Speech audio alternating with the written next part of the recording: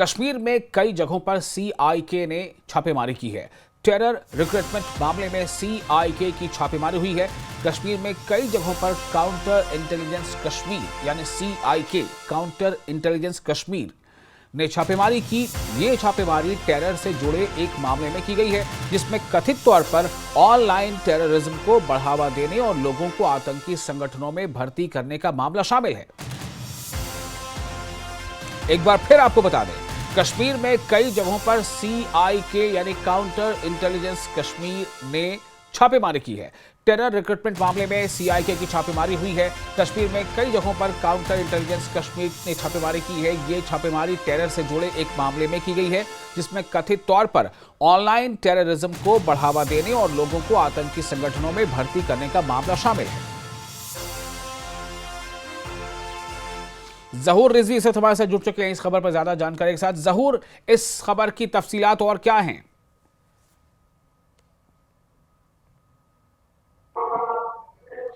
जहूर, आपको मेरी आवाज मिल पा रही है? बिल्कुल बिल्कुल जी जी जी जहूर, सीआईके की ये जो छापेमारी हुई है, किस सिलसिले में हुई है, इसकी तफसील बताएं। देखिए, मिसाल मैं आपको बताऊं कि अनंतनाग, शोपियान, बारामूला और इसके साथ साथ श्रीनगर के कई इलाकों में आज सीआईके यानी कि काउंटर इंटेलिजेंस कश्मीर की तरफ से टेरर फंडिंग या टेरर रिलेटेड मामला, टेरर रिक्रूटमेंट के हवाले से जो रेड्स जो हैं वो कंडक्ट की गई। और अगर हम अनंतनाग की बात करें तो यहाँ हिलर शाहबाद इलाके में भी आज सुबह सवेरे एक रेड कंडक्ट की गई। और इसका मतलब मकसद यही है कि जो टेरर रिक्रूटमेंट और इसके अलावा जो टेररिज्म से जुड़े मामलात हैं उसके हवाले से ये रेड जो है वो कंडक्ट की गई थी। मुद्दा मकसद इन रेड्स का यही है कि इसका कला कमा किया जाए, कहीं ना कहीं इस पर नकेल कसी जाए और जो भी टेरर रिलेटेड मामलात है, चाहे ओजीडब्ल्यूओज है, रिक्रूटमेंट के हवाले से है, कहीं ना कहीं उस पर जो है नकील कसी जाए। और यही वजह है कि सीआईके काउंटर इंटेलिजेंस कश्मीर ने जहूर, इस मामले में एक सवाल यहां पर करना चाहूंगा कि क्या इससे पहले भी हाल के दिनों में कभी रिक्रूटमेंट को लेकर के ऐसी कोई खबर थी, और क्या ये रिक्रूटमेंट प्रोसेस यानी इतना कुछ वहां पर ग्राउंड पर पुलिस एक्टिव है, एजेंसीज एक्टिव हैं, उसके बावजूद अगर ये रिक्रूटमेंट का मामला सामने आ रहा है तो काफी ये चिंता पैदा करने वाले हैं।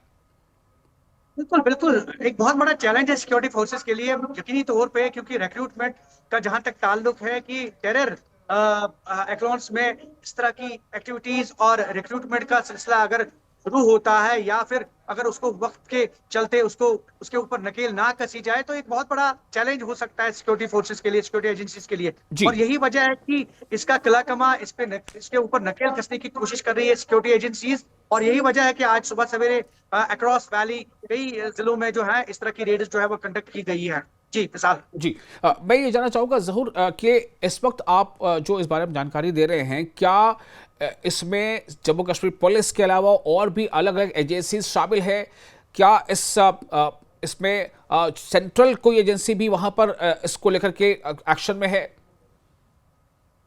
अगर हम ग्राउंड लेवल की बात करें तो ग्राउंड पे सभी एजेंसीज मुतहरिक हैं। हमने हाल ही में देखा कि एनआईए या सीआईके या दीगर जितनी भी एजेंसीज हैं वो पहले ही मुतहरिक हो चुकी है। और रिसेंटली आपने देखा होगा कि जो 2 अटैक्स यहाँ अनंतनाग में, उसके बाद केलम कुलगाम में, तो उसके ऊपर अगर हम बात करें तो कहीं ना कहीं एक बहुत बड़ा चैलेंज उभर कर आया है सिक्योरिटी फोर्सेस के लिए, सिक्योरिटी एजेंसीज के लिए, ये दोनों अटैक्स। और यही वजह है कि कंडक्ट की जा रही है इस तरह की रेड्स। और न सिर्फ सीआईके बल्कि एसआईए या फिर एनआईए या दीगर जितनी भी एजेंसीज हैं, कौमी सतह की एजेंसीज या जम्मू कश्मीर के लेवल की एजेंसीज, तो कहीं ना कहीं ये सारी एजेंसी जो है मुंतरिक हो गई है और काम कर रही है इसके ऊपर टेररिज्म। चलिए, बहुत शुक्रिया आपका जहूर तमाम जानकारी के लिए। और एक बार फिर रोकी गई अमरनाथ यात्रा। खराब मौसम की वजह से यात्रा पर रोक, श्रद्धालुओं को सुरक्षित स्थान पर रोका गया। जो जानकारी आ रही है कि एक बार फिर यात्रा को रोका गया है, क्योंकि मौसम जो है वो सही नहीं है। खराब मौसम की वजह से जम्मू से अमरनाथ यात्रा पर रोक लगा दी गई है। अधिकारियों के अनुसार भारी बारिश की संभावना और मौसम की खराबी को देखते हुए कोई नया जत्था कश्मीर घाटी के लिए रवाना नहीं किया गया। श्रद्धालुओं की सुरक्षा को ध्यान में रखते हुए उन्हें सुरक्षित स्थानों पर रोका गया है। मौसम विभाग ने अगले कुछ दिनों के लिए भारी बारिश का अलर्ट जारी किया है। प्रशासन का कहना है कि मौसम सुधरने और रास्ते पूरी तरह सुरक्षित होने के बाद ही यात्रा दोबारा शुरू की जाएगी। और इस वक्त हमारे साथ मौजूद है मोहम्मद तकसीम इस खबर पर ज्यादा जानकारी के साथ। जी बताएं हमें क्या इस वक्त ज़्यादा अहम अपडेट है इस बारे में, और ये मुझे लगता है कि शायद तीसरी या चौथी बार है कि जब यात्रा को रोका गया है उनके जो श्रद्धालु उनके सुरक्षा के मद्देनजर, चूंकि मौसम सही नहीं है। जी शुक्रिया। बिल्कुल, आज जो 30वां बैच जो आना था, तीसरा जत्था जो जम्मू से भगवती नगर के बेस कैंप से बालतल के रास्ते रवाना करना था, वो आज मौसमी खराबी की वजह से नहीं किया जा सका है और यात्रा को आज आने की इजाजत नहीं दी गई है।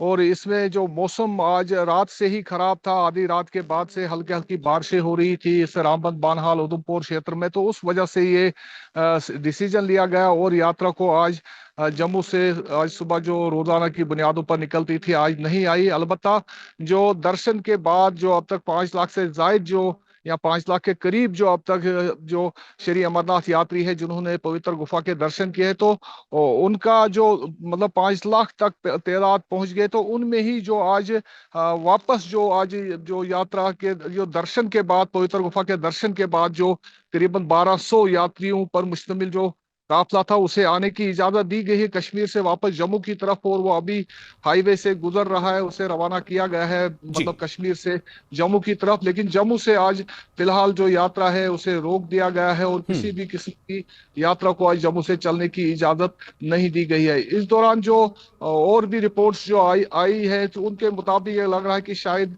कल भी इस पर असर रहेगा, कल भी यात्रा को आने नहीं दिया जाएगा। तो इस सिलसिले में अभी कोई ऑप्शन ही नहीं आया, लेकिन जो टॉप सोर्सेज हैं उनके मुताबिक ऐसा मुमकिन है कि कल भी श्री अमरनाथ यात्रा को कश्मीर की तरफ या कश्मीर से जम्मू की तरफ आने की इजाजत नहीं दी जाएगी। फिलहाल जो आज यात्रा का जो काफिले दर्शन के बाद आ रहे हैं करीबन 1200 ये जो श्रद्धालु हैं 1200 यात्री हैं, तो करीबन 43 गाड़ियों में इस वक्त वो कश्मीर घाटी से जम्मू डिवीजन में दाखिल हुआ चाहते हैं और यहाँ से वो यहाँ पर थोड़ा सा उनका जो लंच या ब्रेकफास्ट वगैरह का जो इंतजाम रखा गया है, जो यात्री निवास है यहाँ बानहाल में, उसके बाद चंद्रकूट में, तो वहां पर थोड़े से मुख्तसर कयाम के बाद उन्हें जम्मू की तरफ रवाना किया जाएगा। फिलहाल यात्रा को रोक दिया गया है। पूरा रामबन बानहाल क्षेत्र में बारिशें हो रही है, हल्की हल्की बारिशें हो रही है, लेकिन फिलहाल जो जम्मू श्रीनगर नेशनल हाईवे राष्ट्रीय राजमार्ग उस पर ट्रैफिक चल रहा है और बगैर किसी खलल के चल रहा है। जी तस्कीन, ये बताएं कि जब यात्रा रोक दी जाती है कई बार, तो यात्रा को रोकना ये तो बड़ा आसान सा लगता है, भाई यात्रा रोक दी गई, लेकिन उन यात्रियों को शेल्टर कहाँ दिया जाएगा, उनको ठहराया कहाँ जाएगा, और फिर जो अगला जत्था जो ऑलरेडी आगे बढ़ चुका है उससे कोऑर्डिनेशन कैसे होगा? पिछले जत्थे को तो खैर रोका जा सकता है। तस्कीन देखिए, ये जो जम्मू डिवीजन की अगर हम बात करेंगे तो 3 जो मेन स्टेशन है, जैसे भगवती नगर जम्मू हुआ, उसके बाद यात्रा निवास चंद्रकूट हुआ, उसके बाद लांबर ग्राउंड बानहाल हुआ। इन तीनों जगहों पर जो इंतजाम हैं, जैसे जम्मू में तो है ही मतलब शहर है, बड़ा इंतजाम है। उसके बाद जो चंद्रकूट में यात्रा निवास है, वहां पर जो श्री अमरनाथ श्राइन बोर्ड की तरफ से मतलब कसीर मंजिला इमारतें, वहां पर मल्टी स्टोरीज बिल्डिंग है, वहां पर करीबन 5000 यात्रियों को एट अ टाइम वहां पर रोका जा सकता है। उसके बाद जो बानहाल है, यहाँ पर भी करीबन 400-500 यात्रियों को लंगर साइट पर रोका जा सकता है। दोनों जगहों पर करीबन 3 दर्जन से जायद जो है लंगर कायम है, जो मुख्तलिफ समाजी और मजहबी तंजीमें हैं, धार्मिक ऑर्गेनाइजेशन है थ्रू आउट इंडिया से, जिन्होंने लंगर खोले, खाने पीने का इंतजाम है। इसलिए इसका कोई असर पड़ा ही नहीं। मतलब अगर यात्रा पीछे अगर देखेंगे आप, तो करीबन 3 दिन हाईवे बंद रहा और 6 दिन यात्रा बंद रही, क्योंकि पहलगाम रूट अभी भी जो बहाल नहीं किया गया है। सिर्फ बालतल से पिछले करीब 8-10 दिन से 15 दिन से ये ट्रैफिक जा रहा है यात्रा का क्योंकि मौसमी खराबी की वजह से जब भी ऐसी सूरत हाल पैदा होती तो पूरे इंतजाम हैं, इंतजामिया ने हर जगह पर यात्रा के लिए इंतजाम रखे हैं। अगर ज्यादा यात्री हो तो वैसा मुमकिन नहीं है, लेकिन अगर ज्यादा यात्री भी हो तो उनके लिए भी जैसे स्कूल है, ITIs हैं, शेल्टर शेड्स हैं, या बाकी जो फैसिलिटीज रखी गई हैं ठहरने के लिए, तो वो रखी गई हैं। तो इसलिए उनका अभी तक जरूरत नहीं पड़ा। जब पीछे हम देखें तो 1700-1800 यात्री जो रामबन में थे, तो उनके लिए बड़ा अच्छा इंतजाम किया गया था जो यात्रा निवास है, जहां कम से कम हम एक बार में 5000 से ज्यादा यात्रियों को ठहरा सकते हैं। इसलिए ऐसा मतलब जरूरत पेश नहीं पड़ी। अगर ऐसी पड़ती भी है तो पूरे इंतजाम जो इंतजामिया की तरफ से किए गए, एडमिनिस्ट्रेशन की तरफ से गए, तो यात्रा की अगर कितनी भी तादाद हो उसको आराम से निपटा जा सकता है। यानी अगर हम 10,000 भी कहेंगे रामबन डिस्ट्रिक्ट में, आराम से हम उनको यहाँ पर अरेंज कर सकते हैं, अकोमोडेट कर सकते हैं। ऐसे इंतजाम पहले ही किए जा चुके हैं। बिल्कुल। तो तस्कीर क्या लग रहा है कि इस बार हालांकि शुरुआत जो हुई थी तो ऐसा लग रहा था कि शायद पिछले कई सालों के रिकॉर्ड टूट जाएंगे इस बार जिस तरह से श्रद्धालुओं का फ्लो था, लेकिन जब ये मौसम का ये रखना जो है, क्या इससे लग रहा है कि इस बार कोई नया रिकॉर्ड बन पाएगा? करीब 5 लाख लोग अब तक दर्शन कर चुके हैं और अगर भगवती नगर से कहेंगे तो कल सुबह तक करीबन 1,45,000 यात्रियों को भगवती नगर के रास्ते से जो आए। उसके बाद अनरजिस्टर्ड यात्री जहाज में आते हैं, रेल में आते हैं, जो रजिस्टर्ड नहीं होते हैं अपनी गाड़ियों में आते हैं, कश्मीर जाकर रजिस्ट्रेशन करते हैं। तो इसलिए 5 लाख भी एक अच्छी तादाद है, क्योंकि जो बारिशें हुई, पीछे क्लाउड बर्स्ट हुए, हाईवे बंद हुआ, तो उससे जो छुट्टियों पर आए थे लोग, बहुत से यात्रियों से मैंने भी उन दौरान बात की थी जिनका कहना था कि वो मजबूर हुए कुछ दिन, जैसे रामबन में करीबन हमारे पास 2-2.5 हजार यात्री रुके थे, उसमें फिर बेशतर को वापस जाना पड़ा। जब 6 दिन तक ये बंद रहना पड़ा उनको, तो उसमें से कुछ 3 दिन 2 दिन रुकने के बाद मजबूर हुए वो वापस जाने के लिए, कि उसकी सबसे बड़ी वजूहत थी जो छुट्टी लेकर आए थे, या जिनके स्कूल बच्चे वगैरह जाते हैं, या जिनको बाकी जो जिम्मेदारियां होती हैं, तो उनकी वजह से वो उसका इस पर असर कहेंगे। क्योंकि मौसम अगर कहेंगे 18 जुलाई से मुसलसल मौसम खराब है, उसके बाद जो हाईवे का बहुत बार प्रॉब्लम हुआ, लेकिन हाईवे की प्रॉब्लम के बावजूद जब भी हाईवे बंद हुआ, लेकिन यात्रा पर उसका असर पड़ने नहीं दिया गया। लेकिन हिफाजती इंतजाम के पेश नजर जैसे आज लिया गया कि कहीं लैंडस्लाइडिंग के चांसेस होते हैं, खासकर उधमपुर के क्षेत्र में जो हाईवे का हालत बहुत खराब है, देवल में, समरूली के इलाकों में, उसके बाद रामबन डिस्ट्रिक्ट में भी कुछ मुकामात पर बहुत प्रॉब्लम है हाईवे को, तो उस वजह से एक जो। बहुत शुक्रिया तस्कीन, तमाम जानकारी। डोडा जिले के भलीसा से निर्माण कार्य में लापरवाही का एक गंभीर मामला सामने आया। यहां गिलकुनन रोड पर बनाई जा रही करीब 6 मीटर लंबी पुलिया एक बार फिर भरभरा कर ढह गई। हैरानी की बात यह है कि कुछ महीने पहले भी इसी पुलिया का स्लैब बिछाते वक्त बड़ा हादसा पेश आया था, जिसमें 13 लोग घायल हुए थे, जबकि एक महिला की मौत हो गई थी। उस हादसे के बाद PMGSY विभाग के एक जूनियर इंजीनियर और एक एग्जीक्यूटिव इंजीनियर को सस्पेंड किया गया था। इसके बाद पुलिया को दोबारा बनाया गया और कुछ दिन पहले ही इसका स्लैब फिर से बिछाया गया था, लेकिन अब मिट्टी भरने का काम चल रहा था, तभी पूरा ढांचा दोबारा ढह गया। गनीमत रही कि इस दौरान कई लोग बाल बाल बच गए।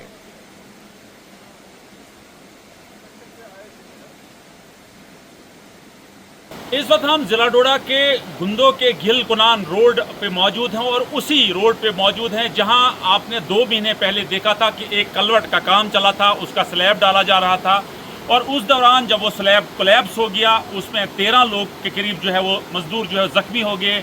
उसमें एक लेडी की डेथ हुई और कुछ लोगों का आज भी इलाज मुआवजा चल रहा था।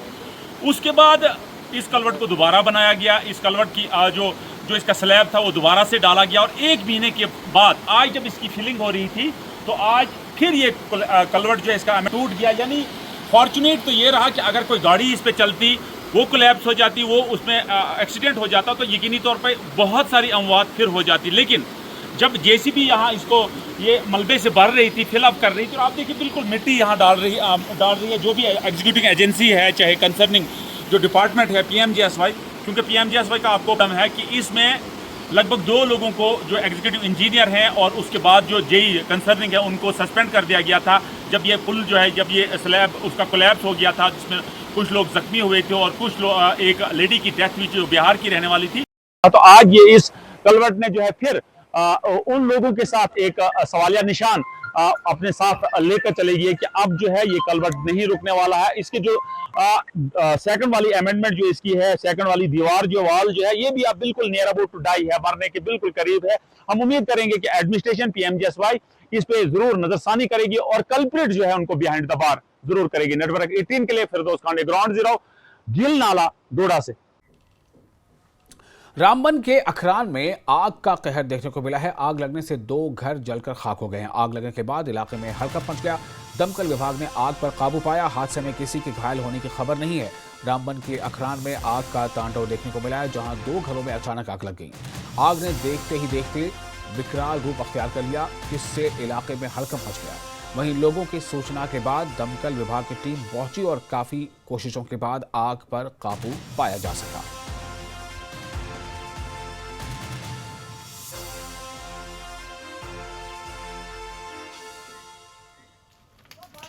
और ये अब तस्वीरें देखें, इन तस्वीरों को देखकर सहज अंदाजा लगाया जा सकता है कि क्या कुछ वहां रहा होगा, हालात कैसे रहे होंगे। घर का काफ़ी नुकसान हुआ है। जो खबरें आ रही हैं उस मुताबिक काफ़ी बड़ी जो है इसमें माली नुकसान दर्ज किया गया है। हालांकि जानी नुकसान की फिलहाल अभी कोई खबर नहीं है। ये खबर आप देख रहे हैं, ये तस्वीरें रामबन की है, जम्मू कश्मीर के रामबन जिले की खबर है। अखरान में, रामबन के अखरान में आया आग का कहर देखने को मिला। आग लगने से 2 घर जलकर खाक हो गए। आग लगने के बाद इलाके में हल्का पहुंच गया। अहमदपुरा के क्लासिक पब्लिक स्कूल में काव्य गोष्ठी का आयोजन किया गया है, जिसे पयाम इंटरनेशनल ऑर्गेनाइजेशन के कविता और साहित्य विभाग की तरफ से आयोजित किया गया। इस कार्यक्रम में कश्मीर घाटी के जाने माने शायरों ने हिस्सा लिया और हजरत ज़ैनब को भावपूर्ण श्रद्धांजलि देते हुए अपनी शायरी से दर्शकों का दिल जीत लिया।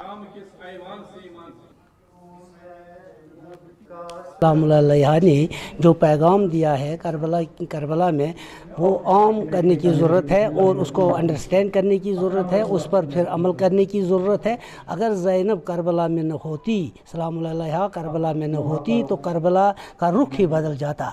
अगर करबला को किसी ने ज़िंदा रखा है तो वो जनाब ज़ैनब है। हर ये जो इदारे हैं, इन इदारों में जाकर इन प्रोग्रामों की शुरुआत की जाए, ताकि हमारे जो बच्चे हैं ड्रग एडिक्ट्स की तरफ जा रहे हैं, बेरहरवी की तरफ जा रहे हैं, ताकि इनको रोका जा सके।